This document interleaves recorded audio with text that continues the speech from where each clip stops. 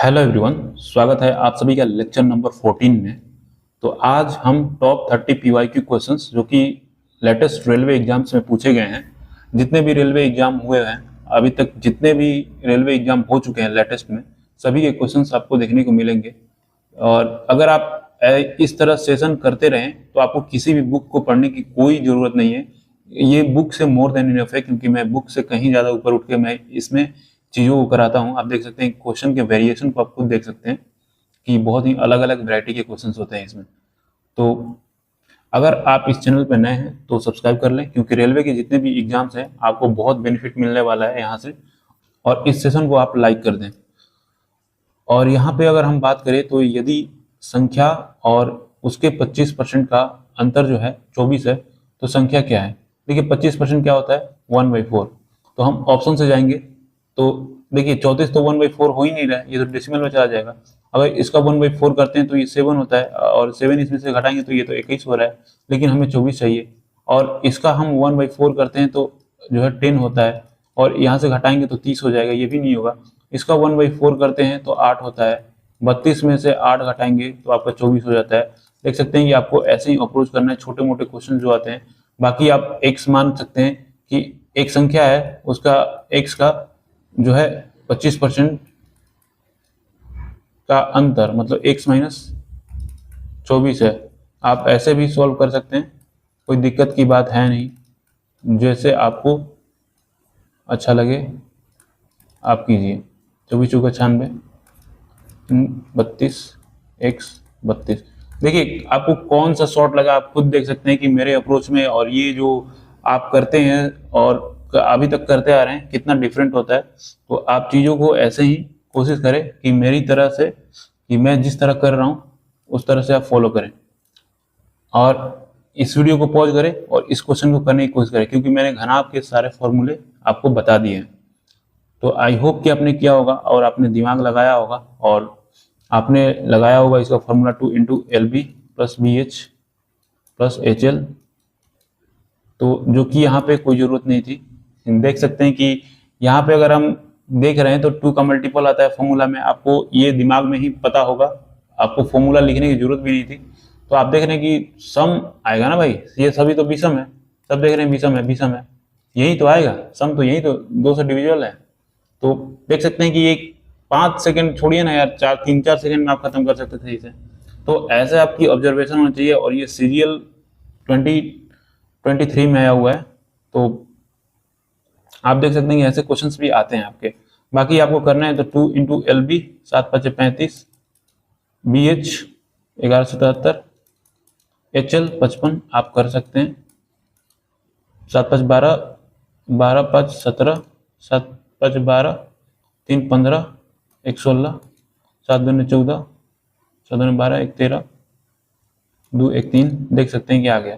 तो देखिए आप एक एक चीज एक एक सेकंड बचाते हैं तो वो बहुत इंपॉर्टेंट होता है। ये तो यहाँ आप देख रहे हैं कि कितने हम टाइम बचा पा रहे हैं चीज़ों को।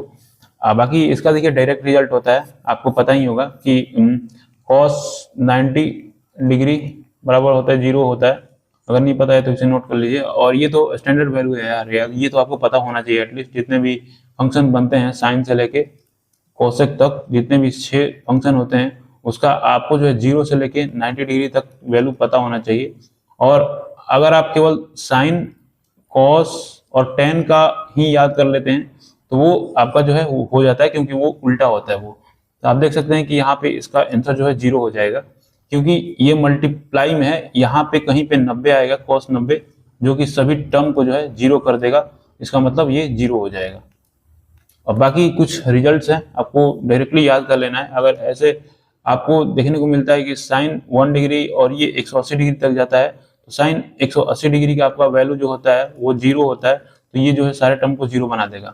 और ये 1 से जाता है, अभी हमने डिस्कस किया, 90 तक जाता है तो 90 डिग्री का वैल्यू होता है 0, जो कि 0 कर देगा। और ये जो आप देख सकते हैं कि 10 में अगर ये आता है तो 10A इंटू 10B जो होता है उसका वैल्यू 1 होता है। मेरा मतलब ये है कि जब भी A प्लस बी बराबर 90 डिग्री हो तब की बात कर रहे हैं। तो देख सकते हैं कि ये 1 है और ये 89 है, ये दोनों जोड़ रहे हैं तो कितना हो रहा है 90 डिग्री।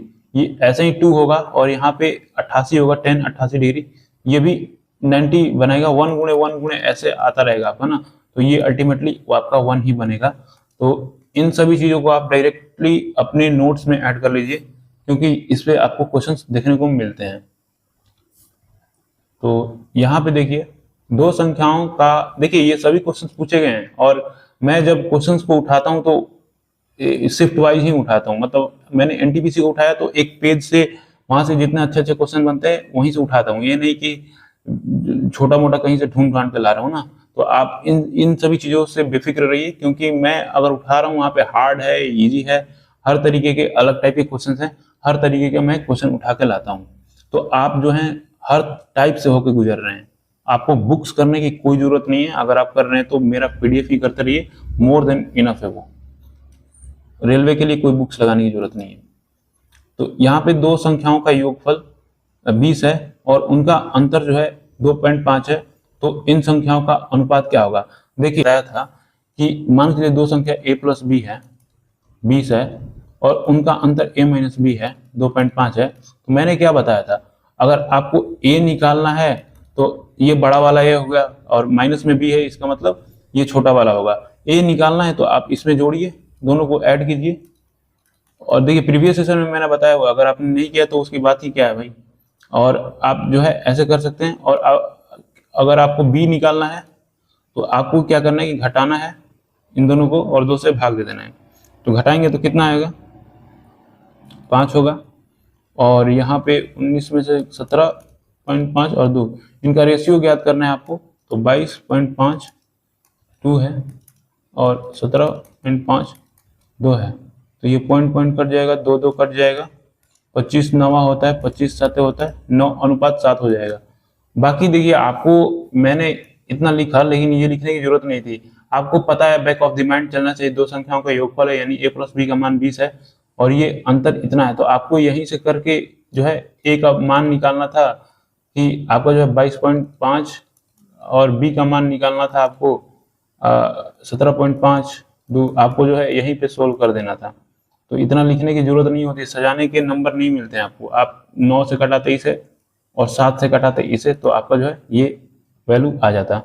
आई होप आप समझ रहे होंगे। तो मेरे तरीकों को पकड़ने की कोशिश करें, इससे आपको स्पीड काफी देखने को मिलेगा इंक्रीज। सबसे लंबे खंबे की लंबाई ज्ञात कीजिए जिसे 30 मीटर, 15 मीटर, 10 मीटर के बीमाओं के कमरे में रखा जाता है। देखिए इसका डायरेक्ट फॉर्मूला मैंने डिस्कस किया है कि L square B square H square होता है।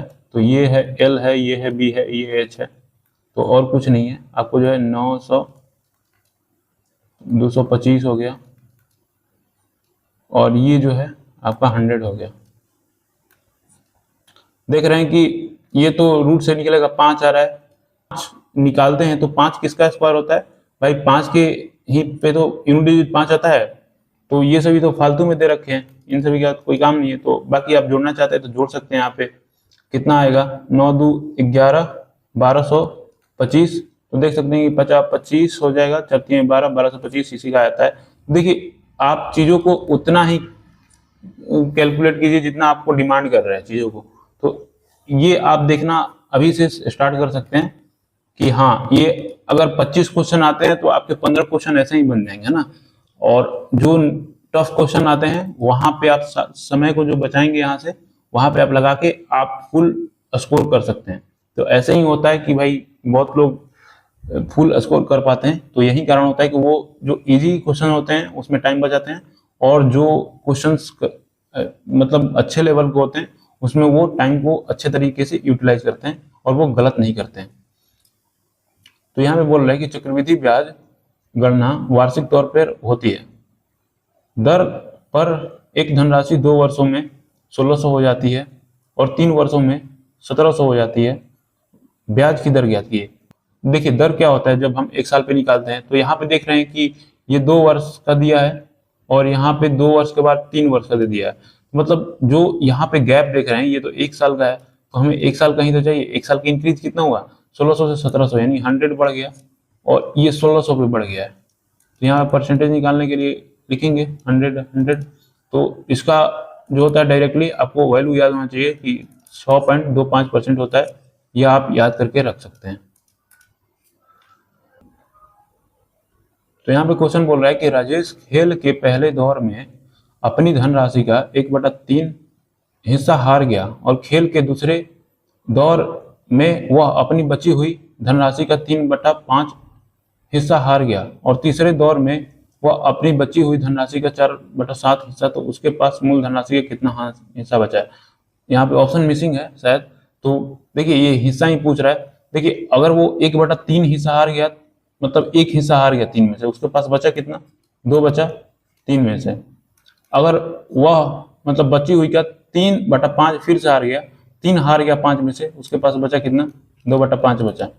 और यहाँ पे फिर 4/7, 4 हार गया 7 में से, उसके पास बचा कितना, कितना बचा, 3 कट जाएगा, 2 दूनी के 4, 4/35 है आपका, ये आंसर हो जाएगा इसका।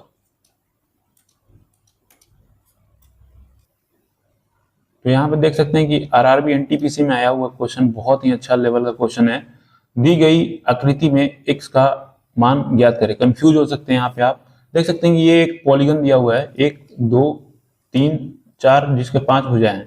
तो मैंने पॉलीगन में आपको पढ़ाया था, देखिए आपको ये फाइंड करना है, x फाइंड करना है, तो आपको जो है मैंने एक फॉर्मूला बताया था कि n-2 आंतरिक पॉलीगन के आंतरिक कोणों का जो होता है आपका ये होता है। तो n कितने हैं मैंने अभी बताया कि 1 2 3 4 5 साइड आया, आपका n जो है साइड डिनोट करता है। और यहाँ पे अगर हम बात करें तो आप देख सकते हैं कि आपको 540 हो गया। टोटल जो भी हैं ये 1 2 जो भी यहाँ पे अंदर में बनेंगे ना कोण, उसके जो है 540 है। तो ये तो आपको एक्सटीरियर एंगल दे रखा है, सभी जो है बाहर के कोण दे रखे हैं, तो आपको इसे अंदर का कोण बनाना होगा। तो आप जब अंदर का कोण बनाएंगे तो आपको पता होगा कि जब भी ये लाइन पे कोण बन रहा है तो ये जो है आपका 180 डिग्री का होता है। तो ये थीटा है तो ये 180 माइनस थीटा हो जाता है। समझ रहे हैं आप बातों को? तो चलिए इसी को हम अप्लाई करके सभी चीज को निकालते हैं। तो यहाँ पे अगर हम बात करें तो यहाँ पे 65 दे रखा है, तो आप 180 में से 65 को घटाएंगे तो कितना बचेगा, 180 में से 65 को घटाएंगे तो 5 हो रहा है और ये 17 हो जाएगा, 11 हो जा रहा है, यानी 115 यहाँ पे आ गया। अगर 80 तो यहाँ पे आपका 100 आ गया और यहाँ पे 90 है ही। तो देख सकते हैं कि इसे जोड़ के चारों को आपको 540 में से घटाएंगे तो ये वाला जो एंगल है आपका निकल के आ जाएगा। तो 115 115 230 हो गया, 230 यानी 330 और फिर 90 330 और 90 930, तो आपका जो है हो जाएगा 420 हो जाएगा, 420 हो जाएगा। तो 420 को जो है 540 में से घटाएंगे तो आपका जो देख सकते हैं कि कितना हो रहा है, 0 हो गया और 2 हो गया और आपका 120 हो गया। तो आपका यहाँ पे क्या हो गया, 120 हो गया। तो ये हमने बताया कि अभी 180 डिग्री का होता है, तो ये वाला 120 है, तो ये वाला कितना हो जाएगा, 60 हो जाएगा। तो आपका 60 आंसर हो जाएगा। आई होप आपने बहुत ही अच्छे तरीके से इस कॉन्सेप्ट को समझा होगा। बस कुछ नहीं है, आपको थोड़ा सा ध्यान रखना होगा। यहाँ पे यदि माध्य 40 है और मानक विचलन 5 है तो विचरण गुणांक ज्ञात कीजिए। देखिए ये डायरेक्ट इसके फॉर्मूला होता है। अगर विचरण गुणांक की बात करें, देखिए मानक विचलन ये सभी चीजें हम पढ़ेंगे बाद में, लेकिन बहुत लोग इसलिए नहीं कर पाते हैं इस क्वेश्चन को क्योंकि इसका डायरेक्ट फॉर्मूला उनको नहीं पता होता है। बाकी बहुत ही यहाँ पे लिख लीजिए, विचरण गुणांक जिसे कोफिशिएंट ऑफ वेरिएंस भी बोलते हैं, विचरण गुणांक बराबर होता है मानक विचलन, मानक विचलन जिसको कि स्टैंडर्ड डेविएशन भी करते हैं, कब बोलते हैं, विचलन बटा में माध्य, परसेंटेज में ज्ञात करना है तो 100 से गुणा कर देंगे। तो ये आप फॉर्मूला को नोट कीजिए और कहीं चिपका दीजिए। तो यहाँ पे सभी वैल्यू आपको दे रखा है, तो आप देख सकते हैं कि ये विचरण गुणांक निकालना है। अब मानक विचलन 5 दे रखा है और माध्य जो है 40 हो गया और 100 कर देंगे, 5/40 12.5 निकल के आ गया आपका यहाँ पे। तो बहुत ही मतलब वन लाइनर क्वेश्चन था, बस आपको फॉर्मूला याद होना चाहिए इसका। एक ठोस शंकु जिसका वक्र पृष्ठीय क्षेत्रफल उसके आधार के क्षेत्रफल का 2 गुना है तथा उसकी तिर्यक ऊंचाई 6 3 सेंटीमीटर है, तो इसकी ऊंचाई ज्ञात करना है, आपको जो है एच फाइंड करना है। देख सकते हैं कि बोल रहा है कि शंकु का वक्र पृष्ठीय क्षेत्रफल जो कि पाई आर एल होता है का उसके आधार के क्षेत्रफल का दोगुना होता है। तो शंकु का आधार आपको पता है कैसा होता है? शंकु अगर बनाते हैं यहाँ पे, तो शंकु का आधार आपको पता है कैसा होता है? ये वृत्ताकार होता है। तो शंकु के आधार का दोगुना है, यानी वृत्त का जो है आधार के क्षेत्रफल कितना होता है? पाई आर स्क्वायर। यही तो बोल रहा है, पाई आर स्क्वायर के दोगुना है ये। देखिए जो भी है कट रहा है, कटा देंगे, ये कट रहा है, एक आर से ये जो है एक आर कट जा रहा है, यानी कि एल बराबर क्या है? 2r है। लेकिन एल का वैल्यू यहाँ पे क्या दे रखा है? तिर्यक ऊंचाई क्या होता है? एल होता है। तो आपका जो है एल का वैल्यू ये दे रखा है। तो यहाँ पे अगर एल का वैल्यू 6√3 पुट करते हैं 2r, तो आपका त्रिज्या क्या निकल के आता है? 3√3 निकल के आ जाता है। तो आपको दो चीजें यहाँ पे पता हो गई, एल बराबर 6√3 दिया है और आपको जो है r बराबर 3√3। आपको ऊंचाई निकालना है, तो आप क्या करते हैं?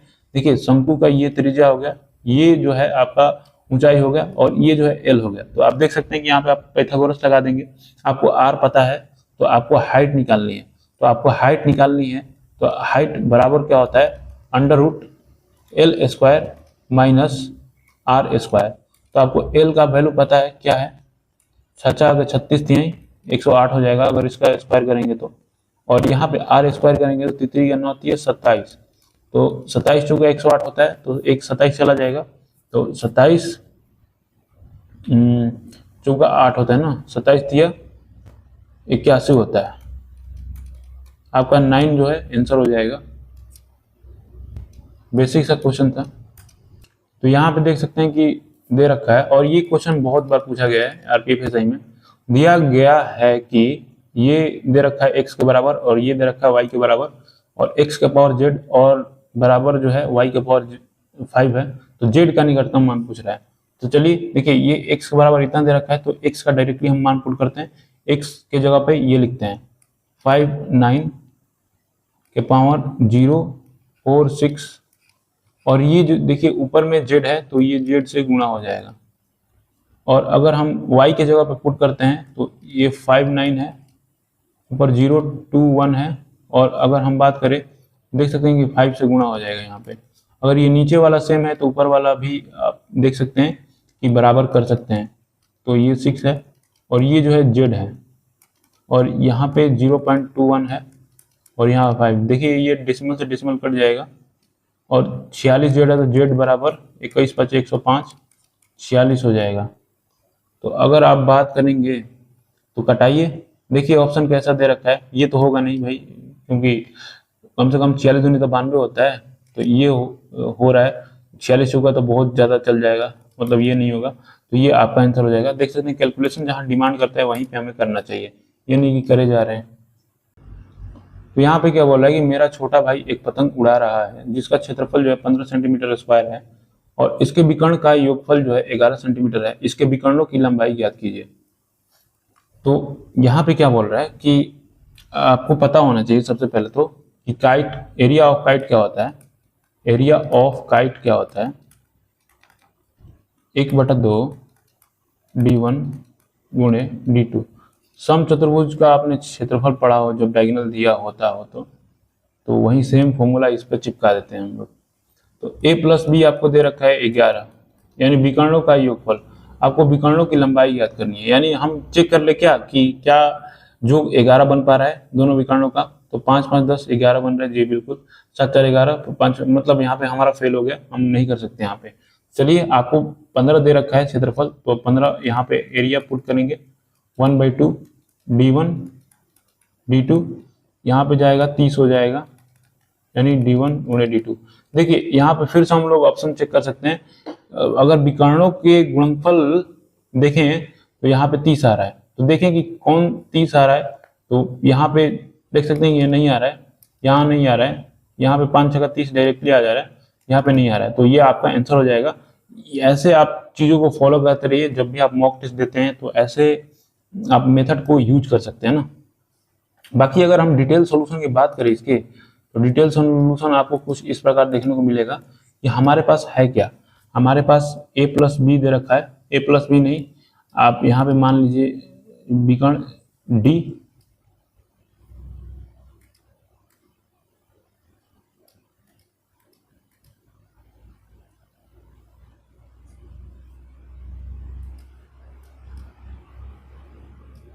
तो यहाँ पे आप मान लीजिए कि विकर्ण जो है D1 प्लस D2 दे रखा है कि आपका 11 है। आप अगर D1 माइनस D2 निकाल लेंगे तो आप जो है वैल्यू को निकाल सकते हैं।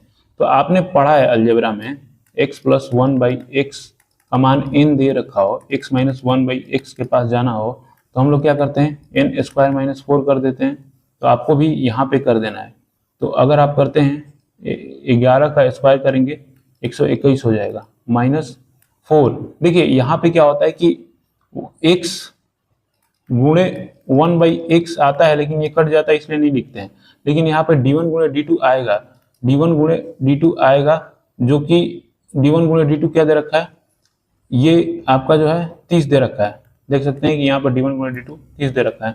तो आप ऐसे करते हैं 121 और यहाँ पे 120 हो गया, यानी 1 आ रहा है। देख सकते हैं कि इसका वैल्यू 1 आ रहा है। तो मैंने अभी आपको बताया था कि अगर आपको d1 का वैल्यू चाहिए तो इन दोनों को जोड़िए, 11 1 12 और भाग दे दीजिए 2 से, 6 आ गया। और अगर हम बात करें तो d2 का चाहिए तो आपको घटाना होगा, यानी 11 में से 1 घटाएंगे 10 होगा, 10 में 2 का भाग दे दीजिए 5 हो जाएगा आपका। देख सकते हैं कि 6 और 5 देखने को मिल गया। बाकी आप बेसिक से थोड़ा सा हट के सोचे तो सही रहेगा। तो देख सकते हैं कि यहाँ पे बोल रहा है कि यदि किसी धनराशि पर पहले 8 वर्षों के लिए 7.25% प्रति वर्ष, अगले 6 वर्षों के लिए 8.5% और अंतिम 4 वर्षों के लिए 6.5% की दर से साधारण ब्याज प्राप्त होता है, यदि इन 18 वर्षों के दौरान अर्जित कुल ब्याज जो है इतना है तो निवेश की गई मूल राशि ज्ञात करें। देखिए अगर ऐसे लैंग्वेज बड़े बड़े मिल जाते हैं आपको मॉक टेस्ट में तो आप पहले गो में तो स्किप कर दीजिए। देखिए ऐसे तो आसान नहीं है, लेकिन आपको पहले गो में स्किप करना है लेंदी क्वेश्चंस को, है ना, समझ रहे हैं, अगर आपको स्कोर बढ़ाना है अपने मॉक टेस्ट में। तो हम यहाँ पे देख रहे हैं कि बोल रहा है कि जो इतने सालों तक इन्वेस्ट किया है उसका ब्याज यहाँ पे मिल रहा है ना।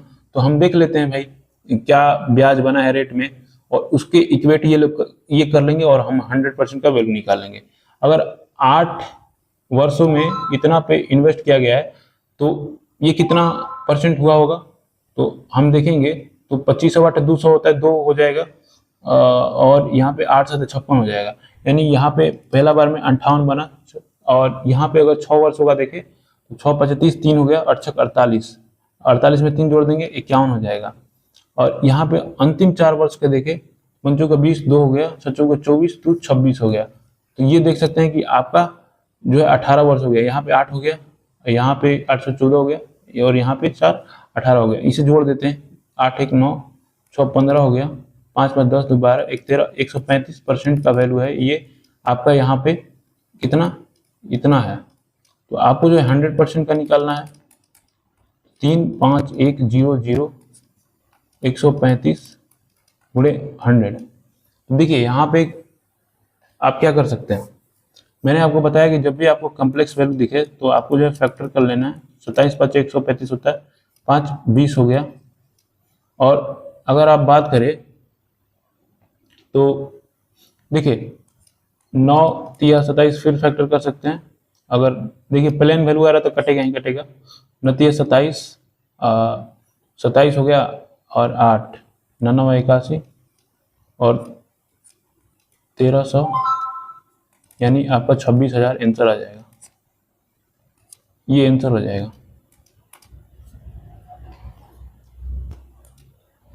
2000 पर 6.25% वार्षिक ब्याज पर 11 फरवरी 2023 से 25 अप्रैल 2023 की अवधि के लिए साधारण ब्याज की गणना करें। देखिए 11 फरवरी से बोल रहा है तो हमें दिन निकालना होगा कितने दिन तक जो है ब्याज लगता है इस पे, है ना। तो यहाँ पे हम बात करें तो 11 फरवरी है और फरवरी देखिए 2023 का है, यानी 28 दिन का लगेगा। तो 11 फरवरी तो हो चुका है, यानी इसमें 17 दिन और बाकी हैं। और अगर मार्च की बात करें तो 31 दिन पूरा है और यहाँ पे 25 अप्रैल तक। 5 1 6 7 6 13, देखिए 73 ही आता है जोड़ने पे, तो 3 2 5 1 6 1 7 73 आया। तो आपको बेसिक सब आता है कि 2000 जो है SI बराबर PRT वाला फॉर्मूला लगा देना है, 6.25 73 बटा 365 बटा 100 आपको जो है सोल्व कर देना है। आपका जो है 73 पाँच हो जाता है, 5 चौका हो जाता है, 25 चौका 100, 1 हो जाएगा, 6 चौका 24, 1 25 आपका आंसर हो जाएगा। कैलकुलेशन को बहुत ही अच्छे तरीके से आपको जो है प्रैक्टिस करते रहना है खुद से भी, ताकि यही देखिए मैथ में क्या है, कैलकुलेशन ही है। लोग बचने की कोशिश करते हैं, लेकिन बचना कैसा है आपको ये भी सीखना पड़ता है। तो यहाँ पे यही सीख रहे हैं आप। तो देखिए ये क्वेश्चन आपके लिए है, आप इसे जो है कमेंट में जो है इसका आंसर मेंशन करें, है ना, क्योंकि इस प्रकार का मैंने क्वेश्चन 2-3 बार करा दिया है, तो आपका फर्ज बनता है कि आप इसे कमेंट करें। तो रघु ने अपने स्कूल में आयोजित 4 क्रमागत स्लिप टेस्ट में ये जो है अंक प्राप्त किए हैं। औसत 30 अंक प्राप्त करने के लिए उसे 5वें स्लिप टेस्ट में कितने, देखिए डेविएशन से हम कर ले क्या, देखिए ये औसत आपको 30 दे रखा है, हम देख लेते हैं कि वैल्यू कितना डेविएट कर रहा है, प्लस या माइनस भी हम देखते चलेंगे। तो ये देखिए 30 से ज्यादा 4 लेके आ रहा है, 34 है ना, तो 4 ज्यादा लेके आ रहा है, ये कितना लेके आ रहा है, 13 ज्यादा लेके आ रहा है, ये 21 -9 लेके आ रहा है, 9 कम लेके आ रहा है, और यहाँ पे 2 कम लेके आ रहा है। तो यहाँ पे अगर हम बात करें तो टोटल ओवरऑल कितना बनता है, तो 17 हो गया। 17 में से ये कितना है, आप 11 घटा देंगे तो यानी 6 जो है प्लस का आ रहा है।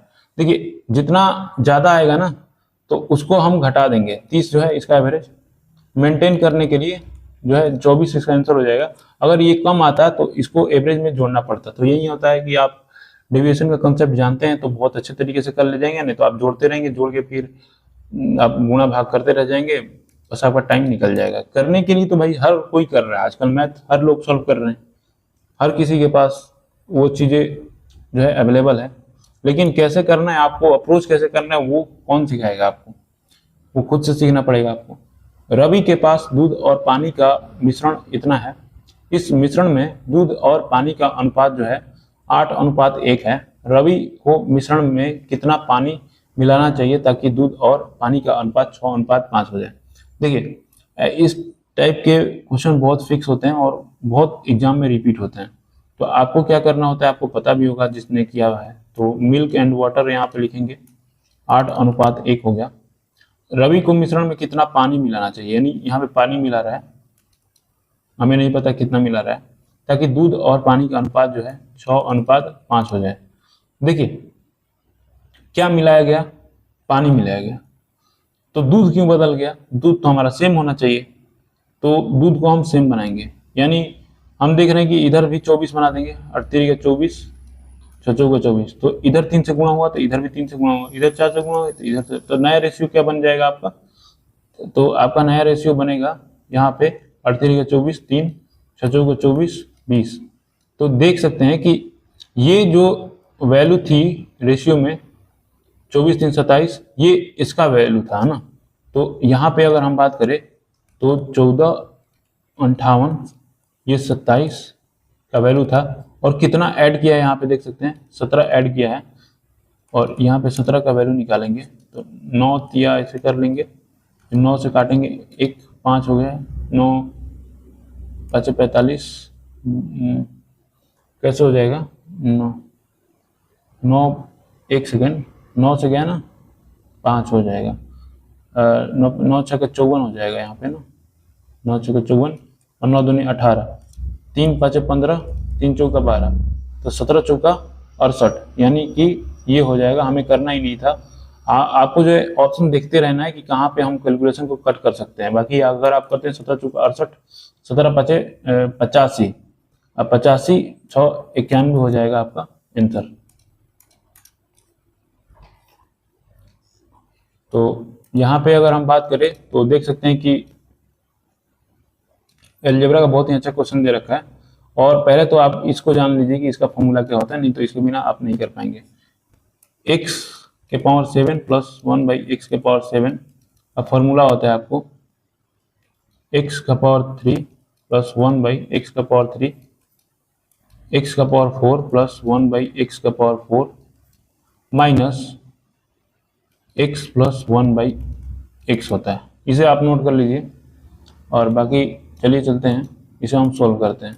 तो क्या क्या दे रखा है, देख सकते हैं कि 142 दे रखा है, इसका वैल्यू दे रखा है। हमें क्या निकालना है, हमें x cube plus 1/x cube निकालना है। सबसे पहले आपको x प्लस 1, तो सबसे पहले आपको x प्लस 1/x का वैल्यू पता होना चाहिए।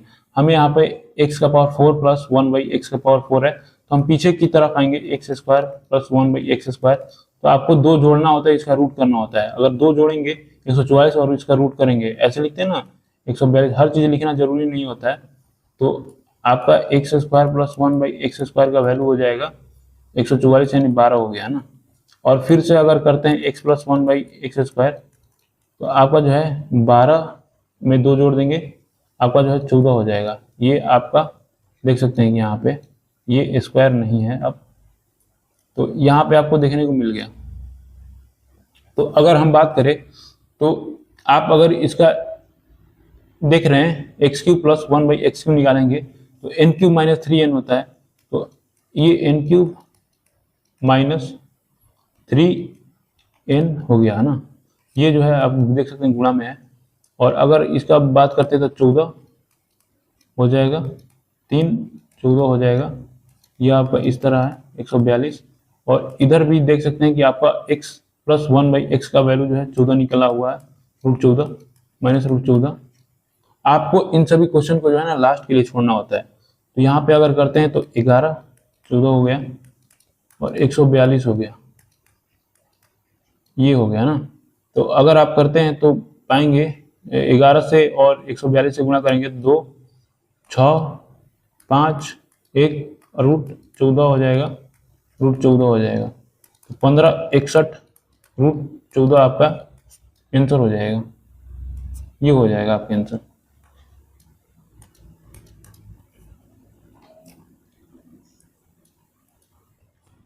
एक बेईमान विक्रेता का दावा है कि वह सामानों को उनके क्रय मूल्य पर बेच रहा है, लेकिन वह 1000 ग्राम की जगह पे 652 ग्राम वजन तोल रहा है, तो उसका लाभ प्रतिशत बताएं।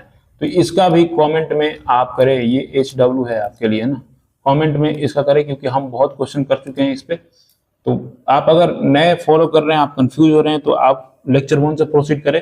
अगर आप लेक्चर 5 तक झेल जाते हैं तो आपको कोई नहीं रोक सकता है ना, आपको बहुत अल्टीमेट मजा आ जाएगा अगर आप देखते रहें ऐसे इस सीरीज को। तो यहाँ पे देख सकते हैं कि दे रखा है ट्रिग्नोमेट्री है। और अगर हम बात करें तो 2 sec square a plus 4 cosec square a minus 2 tan square a minus 4 cot square a दे रखा है। तो देखिए वैल्यू पुटिंग कब करनी होती है आपको ट्रिग्नोमेट्री में, मैं यहाँ पे बता रहा हूँ कि जब भी आपको ऑप्शंस में न्यूमेरिक वैल्यू दिखे यानी डिजिट वाला वैल्यू दिखे, तो आपको बस कुछ नहीं करना है, आपको वैल्यू पुट कर देना है। वैल्यू पुट करने का सबसे आसान होता है कि 45 रखिए अगर आपको, देखिए और ये भी ध्यान रखना होता है कि भाई ऑप्शन जो है मैच ना करे। यहाँ पे तो डिजिट है तो मैच नहीं करके देगा वो, अगर फंक्शन में देता है तो वहां पे आपको चेक करना पड़ता है। जैसे कि हम 45 डिग्री रख रहे हैं तो सेक 45 डिग्री का मान क्या होता है, √2 होता है। तो यहाँ पे स्क्वायर हो रहा है यानी 2 हो जाएगा। 4 कोसेक का भी √2 होता है, तो यहाँ पे आपका जो 2 हो जाएगा। 10 45 डिग्री बराबर होता है 1 होता है, 2 गुणे 1 और ये भी 4 हो जाएगा। कॉट 45 डिग्री बराबर 1 होता है, 2 2 4 गुणे 8 यानी 6 8 4 12 माइनस 6 आपका जो है 6 आपका आंसर आ जाएगा। तो वैल्यू पुटिंग कर सकते हैं बहुत अच्छे तरीके से।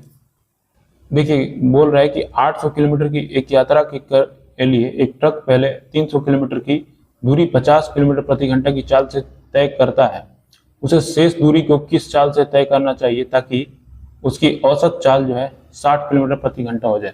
देखिए औसत चाल दे रखा है आपको और बोल रहा है कि 300 वो तय करता है, लेकिन जो और बचे हुए 500 है तो वो किस चाल से वो तय करे। तो देखिए चाल निकालने के लिए चाल बराबर दूरी बटा समय जो है उसका याद होना चाहिए। तो हम अगर एवरेज स्पीड ज्ञात करते हैं तो उसका फॉर्मूला होता है टोटल डिस्टेंस बटा में टोटल टाइम। तो यहाँ पे आपको जो है टोटल डिस्टेंस कितना दे रखा है 800 दे रखा है और टाइम कितना दे रखा है, अगर समय बराबर निकालते हैं तो दूरी 300 है और चाल 50 है, तो 50 छक्का 300 होता है तो 6 घंटे यहाँ पे हो गया। हमें नहीं पता है कि और जो 500 दूरी तय कर रहा है वो x घंटे में तय कर रहा है और उसका एवरेज स्पीड जो है कितना है, 60 किलोमीटर प्रति घंटा है। अगर हम बात करें तो ये एक जीरो से एक जीरो कट जाएगा, 3 दूनी 6, 4 दूनी 80, तो 40 हो गया, 70 18 हो गया, 3x हो गया। अगर यहाँ पे करते हैं तो आपका जो है 22 हो गया, 3x हो गया, तो x बराबर 22/3 हो गया, है ना, 22/3 हो गया। तो ये आपका क्या निकल के आया, हम लोगों ने टाइम निकाला है। तो टाइम निकाल लिया तो हम क्या उसका चाल निकाल सकते हैं, चाल बराबर होता है दूरी बटा में समय। तो 500 चलना है ना, उसे शेष जो चलना है वो 500 चलना है। 500 22, यहाँ पे 3 ऊपर चला जाएगा, 11 दूनी 22, 250 हो जाएगा, 25 3 75 हो जाएगा, 750/11 किलोमीटर प्रति घंटा हो जाएगा। ये हो जाएगा आपका आंसर।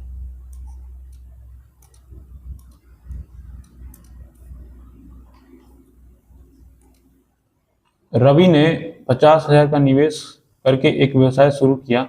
6 माह बाद राजू जो है 1 लाख का निवेश करके उनके व्यवसाय में शामिल हो गया।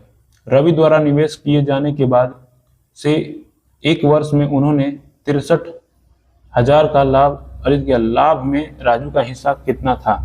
देखिए, अगर हम बात करें, देखिए यहाँ पे तो आप जितने भी जीरो हैं पहले काट दिया कीजिए, जितना मैक्सिमम जीरो होता है, देखिए 4 जीरो है तो 4 जीरो काट दीजिए, इसमें भी 4 जीरो काट दीजिए, है ना। तो अगर हम बात करें तो अब क्या बन के आता है, 5 10 बन के आता है। और ये जो है 12 महीने तक इन्वेस्ट करता है और ये जो है 6 महीने तक इन्वेस्ट कर सकता है। देखिए 6 महीने बाद राजू आ रहा है और ये रवि का है और ये राजू का है। देखिए जितना कम लिखेंगे उतना सही रहेगा आपके लिए। यहाँ पे मैं आपको स्पीड बढ़ाने की चीज़ सिखा रहा हूँ। 3 दूनी 6, 6 दूनी 12, 6 5 30, 10 3 30। देख सकते हैं 1 1 का जो है इनका रेशियो बन गया। ये जो है इन्वेस्टमेंट का रेशियो है। तो क्या ये प्रॉफिट का भी रेशियो है? बिल्कुल है। तो अगर हम बात करें तो उन्होंने इतना का लाभ अर्जित किया है। तो देखिए यहाँ पे 2 का वैल्यू 63,000 है, तो 1 का वैल्यू कितना हो जाएगा? 1 का वैल्यू तो 63,000 है, तो 31 दूनी 62 होता है, तो 31,500 आपका जो है आंसर हो जाएगा। किसी का भी पूछे एक तो ये दोनों का बराबर बराबर ही मिला हुआ है। तो आई होप आपको समझ में आ रहा होगा कि कैसे हम लोग कर पा रहे हैं। तो यहाँ पे बोल रहा है कि दिए गए वृत्त आलेख का ध्यानपूर्वक अध्ययन कीजिए और विद्यालय को विभिन्न स्रोतों से मिलने वाली पूरी धनराशि 10 लाख रुपए के बराबर है। ये जो फंड मिलता है ये 10 लाख के बराबर है, यानी ये 100% का वैल्यू जो है 10 लाख दे रखा है। 10 लाख कितना जीरो हो जाएगा? 6 जीरो हो जाएगा, 2 2 4 तो 6, ये 100%। तो हम 1% का निकाल लेंगे, आपका जो है 10,000 आ रहा है। तो यहाँ पे पूछ रहा है कि विद्यालय द्वारा दान से प्राप्त धनराशि, ये देख सकते हैं दान से, ये व्हाइट वाला है, दान से प्राप्त राशि और सरकारी एजेंसियां, ये है आपका सरकारी एजेंसियां 12 है, तो 47 हो गया। ये प्लस नहीं करने को बोल रहे, ये तो माइनस करने को बोल रहे, तो हमने प्लस क्यों कर दिया? यहाँ पे आपको इसका अंतर पूछ रहा है, तो यहाँ पे आपको जो है 23 हो जाएगा और ये 23% का है। ये 1% का वैल्यू आपको 10,000 दे रखा है, तो 23% का वैल्यू कितना हो जाएगा? 23,000 आपका जो है आ जाएगा। कुछ इस प्रकार आएगा, कहीं जीरो हमने मिस्टेक कर दिया होगा, बाकी यही आपका आंसर हो जाएगा।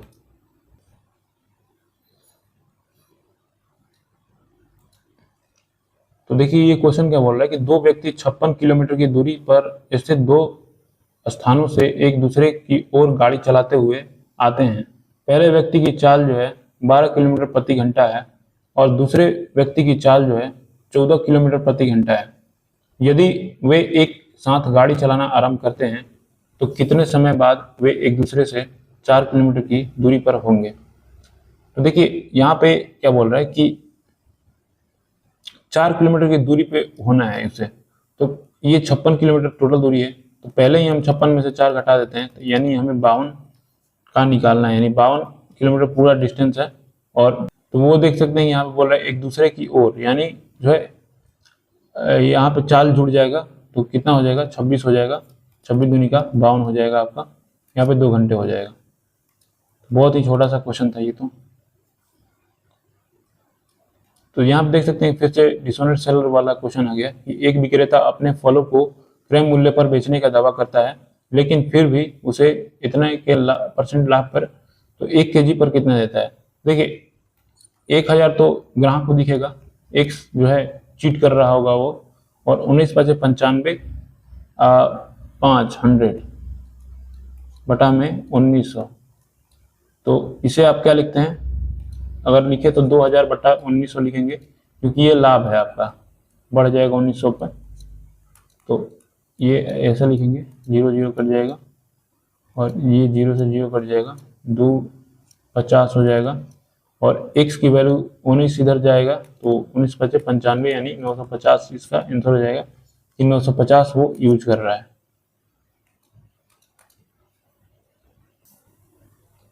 देखिए क्वेश्चन क्या बोल रहा है कि एक फल विक्रेता जो है 4800 में 800 सेब खरीदता है, वह परिवहन पर 800 खर्च करता है, प्रत्येक सेब पर 10 रुपए का लाभ अर्जित करता है, करने के लिए उसे प्रत्येक सेब को कितने में बेचना चाहिए। देखिए 4800 है उसने खरीदा, लेकिन यहाँ पे 800 और खर्च किया, यानी उसका सीपी कितना हो गया, 56 हो गया, 5600 हो गया, और 800 खरीद रहा है, यानी कि अगर एक का प्राइस निकाला जाए तो 8 7 56 हो जाएगा, यानी 7 हो रहा है, 7 रुपये।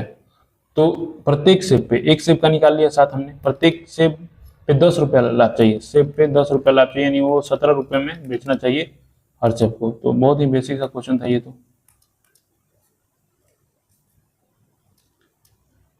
दो व्यक्तियों की वर्तमान आयु क्रमशः 46 वर्ष और 60 वर्ष है, यदि के वर्ष बाद उन दोनों का आयु जो है 4:5 के का मान। देखिए हम ऑप्शन सही कर लेते हैं, अगर 13 जोड़ते हैं तो 57 बन रहा है, 4 का मल्टीपल है ही नहीं, तो अनुपात कैसे होगा। अगर ये जोड़ते हैं 6 2 8 58, तो ये भी नहीं होगा, ये भी नहीं होगा, ये भी नहीं होगा। अगर 10 जोड़ते हैं तो 56 हो रहा है, और 14 चौका 56 होता है, तो ये हो सकता है। अगर ये जोड़े 57 हो रहा है तो ये नहीं हो रहा है, तो इसका मतलब ये हो जाएगा। आपको मार्क करके चल देना है। देखिए आप ज़्यादा बेसिक के चक्कर में मत पड़िए कि कैसे होती है चीज़, है ना। बाकी अगर आप जानते हैं तो well and good. A B C किसी कार्य को क्रमशः इतना दिनों में कर सकते हैं, उन्होंने उस कार्य को एक साथ पूरा किया और 2600 रुपये प्राप्त किए, तो सी की मजदूरी क्या थी। देखिए अब जितना आप स्टेप कट कर सकते हैं यहाँ पे आप कट करने की कोशिश कीजिए। देखिए ये दे रखा है, हम ए बी सी कुछ नहीं लिखेंगे, हम डायरेक्ट देखेंगे कि इसका एलसीएम क्या है, 60 है, और इसका एफिशिएंसी क्या हो सकता है, तो 10 का 6 हो जाएगा, ए का है, और 4 हो जाएगा, 3 हो जाएगा। देखिए जब भी पैसे बढ़ते हैं ना, वो आपके बढ़ते हैं एफिशिएंसी के हिसाब से, तो जो भी आप निकालेंगे तो लास्ट में आपको 3 से गुणा करना पड़ेगा, क्योंकि सी का पूछ रहा है ना। तो 3 का मल्टीपल यहाँ पे चेक करेंगे, 5 5 10, ये नहीं है, ये है 7 5 12 5 17, ये नहीं है, 6 2 8 5 13, ये भी नहीं है, ये आपका आंसर हो जाएगा। बाकी चलिए हम इसका जो है इन डिटेल जान लेते हैं कि कैसे हुआ ये। देखिए वो सब चीज़ तो करेंगे, आप एलसीएम निकाल रहे हैं, चीज़ें कर रहे हैं, ठीक है। हमने यहाँ पे डायरेक्ट एफिशिएंसी ये लिख लिया है ना, हमने ये डायरेक्ट एफिशिएंसी लिख लिया। अब हम इसको जोड़ेंगे, 6 4 10 3 13, ये 13 आ गया आपका। इसी में आपका जो है ये पैसा बटेगा, 13 दूना 26, 200। आपको देख सकते हैं कि 2 3 600 आ जाएगा आपका, जो कि यहाँ पे हमने देख लिया कि ये 600 हो गया। बस ऐसे ही होता है ऐसे क्वेश्चन। तो यहाँ पे बोल रहा है कि 15 व्यक्तियों के औसत भार में 1.2 kg की वृद्धि हो जाती है, तब उनमें जो है 51 kg भार वाले एक व्यक्ति का स्थान एक नया व्यक्ति ले लेता है, तब नए व्यक्ति का भार कितना है। देखिए इस क्वेश्चन को तो सभी लोग कर पाएंगे, लेकिन देखिए जितना आप टाइम बचाएंगे आपके लिए उतना बेनिफिशियल रहेगा। इस क्वेश्चन को आपको एक लाइन में करना है कि कैसे करना है। आपको बस ये देखना है, 15 और 15 दूनी 30, यानी 18 हो गया, और 18 51 में जोड़ देंगे, 8 1 9 5 1 6, आपका जो है 69 आंसर हो जाएगा। मैंने कैसे किया, आपको देखिए ऐसे करना है कि ऐसे क्वेश्चन जब भी आते हैं कि जो है कुछ व्यक्तियों का औसत भार में वृद्धि होती है, जब कोई व्यक्ति आता है, मतलब वहां पे उस व्यक्ति की भार दे देगा कि जो उसे छोड़ के जा रहा है और उसके जगह पे कोई एक व्यक्ति आ रहा है। तो यहाँ पे हमें इस बात पे फोकस करनी है कि जो ये एज है, जो व्यक्ति है जो छोड़ के जा रहा है, उसके स्थान पे जो आ रहा है, और हमें देखना है कि एवरेज में क्या हो रहा है। तो देख सकते हैं 51 है, और 51 से अगर वो ज्यादा लेके आ रहा है तभी तो वृद्धि हो रहा है। 51 से वो ज्यादा लेके आ रहा है तभी तो वृद्धि कर रहा है। तो 51 से वो ज्यादा लेके आ रहा है, 15 लोगों में 1.2 का वृद्धि कर रहा है। तो 15 से गुणा करेंगे, और 1.2 से 15 से 12 से गुणा करते 180 होगा, लेकिन पॉइंट है तो आपका 18 आ जाएगा। अब 8 1 9 हो जाएगा 5। आई होप आप समझ रहे होंगे चीजों को। तो ऐसे आपको करना है। बाकी सेशन यहीं पे खत्म होता है। तो आज हमने बहुत ही अच्छे तरीके देखे कि कैसे क्वेश्चंस को किए जा सकते हैं और उसको छोटे तरीके से बनाए जा सकते हैं। अगर आपको कोई भी डाउट होता है तो आप कमेंट सेक्शन में जो है पूछ सकते हैं। बाकी चलिए मिलते हैं नेक्स्ट वीडियो में, तब तक के लिए बाय।